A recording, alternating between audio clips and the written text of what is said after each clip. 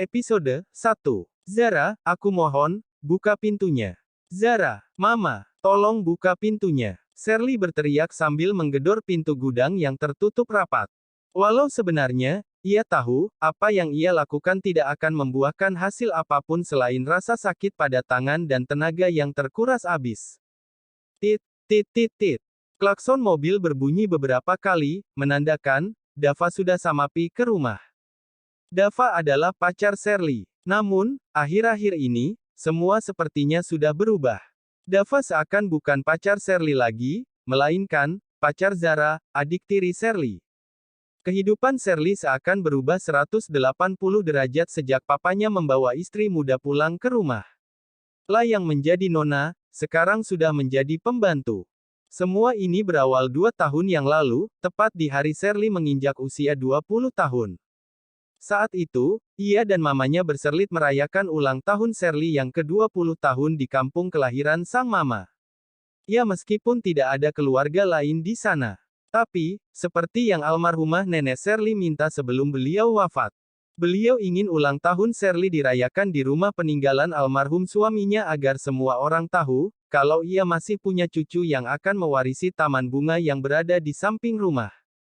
Saat Shirley dan mamanya berangkat menuju desa, kecelakaan maut itu pun terjadi. Kecelakaan maut yang menghilangkan nyawa mamanya, dan membuat ia trauma berat untuk mengemudi mobil hingga detik ini. 1 minggu setelah kepergian sang mama, papa Shirley yang bernama Burhan pun membawa pulang istri kedua dan anaknya yang selama ini ia simpan baik-baik di luar kota. Dan, saat itulah perubahan hidup Shirley mulai terlihat secara perlahan namun sangat pasti. Sampai detik ini, semuanya telah berubah total. 0. Tubuh Shirley pun jatuh merosot sambil bersandar di pintu gudang. Bukan ia ingin menjadi wanita lemah, tapi apalah daya, ia memang lemah karena tidak memiliki kekuatan untuk melawan kelicikan dan kejahatan adik dan mama tirinya. Jangan ditanya bagaimana perlakuan sang papa.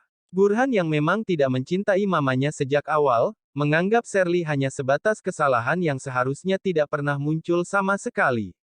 Pernikahan karena perjodohan itu mengakibatkan Burhan tidak terlalu menyayangi Shirley sebagai anaknya. Walaupun Shirley itu murni darah daging Burhan, namun, kebencian karena dijodohkan itu terus berimbas sampai Shirley dewasa. Papa Shirley tetap bertahan dalam pernikahan tanpa cinta hanya karena rasa sayangnya pada kedua orang tuanya saja. Sebenarnya, bukan karena rasa sayang, melainkan, rasa takut akan kehilangan semua warisan saja. Jika tidak, pernikahan orang tua Shirley pasti tidak akan terjadi. Dan Shirley tidak akan pernah muncul ke Shirley ini. Namun, beberapa bulan yang lalu, Oma Shirley sudah tidak ada lagi. Beliau sudah pergi untuk selama-lamanya. Hal itulah yang membuat hidup Shirley semakin sulit saja. Jika bukan karena warisan yang tertulis atas nama Shirley. Mungkin, papanya sudah membuang Shirley jauh-jauh dari rumah ini. Sejauh mungkin, sampai Shirley tidak pernah terlihat lagi. Tapi, sebenarnya, itulah yang Shirley inginkan. Dibuang jauh-jauh, sejauh mungkin. Karena dengan begitu, ia akan terlepas dari siksa rumah yang lebih mirip neraka ini. Tidak ada kebahagiaan, tidak ada canda tawa.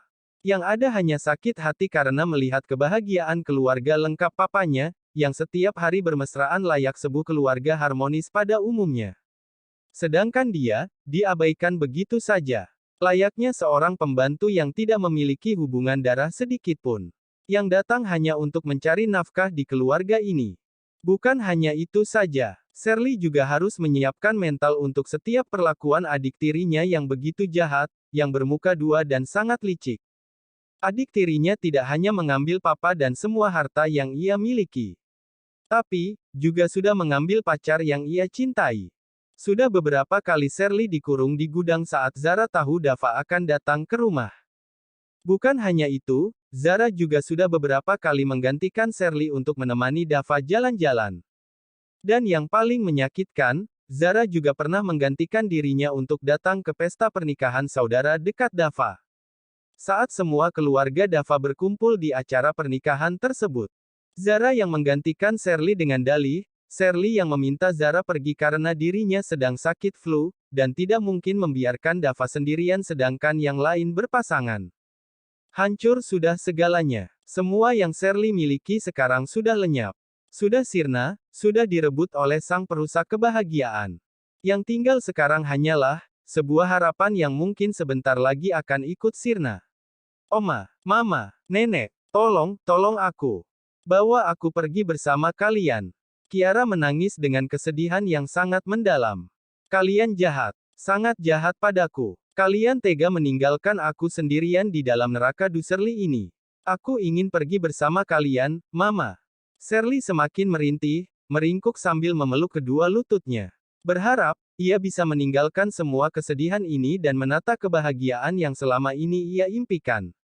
Dulu, ia pernah berharap pada Dava, berharap, suatu hari nanti, Dava yang akan membawanya pergi dari rumah ini, dan memberikan kebahagiaan padanya.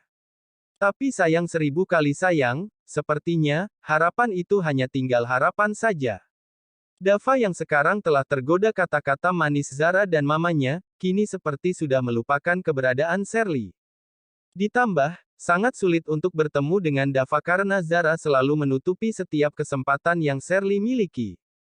Alasannya cuma satu, Zara menyukai Dava. Sehingga ia akan melakukan segala cara agar bisa mendapatkan hati Dava. Salah satunya dengan menyembunyikan Shirley ke dalam gudang ketika tahu Dava akan datang. Ini tidak akan terjadi jika ponsel satu-satunya milik Shirley tidak berada di tangan Zara. Karena kelemahan yang Shirley miliki, ia terpaksa menyerahkan barang berharga satu-satunya yang ia miliki sejak papanya menelantarkan dia dan menjadikan dirinya pembantu di rumah sendiri. Ya Allah, kuatkanlah aku, ucap Shirley lirih sambil terus membenamkan wajahnya pada kedua lutut. Tidak ada yang bisa ia lakukan selain pasrah dengan keadaan dan berusaha berdamai dengan takdir. Dengan begitu, sepahit apapun hidup yang sedang ia jalani, ia masih sanggup melangkah walau dengan menyeret kaki agar tetap berjalan.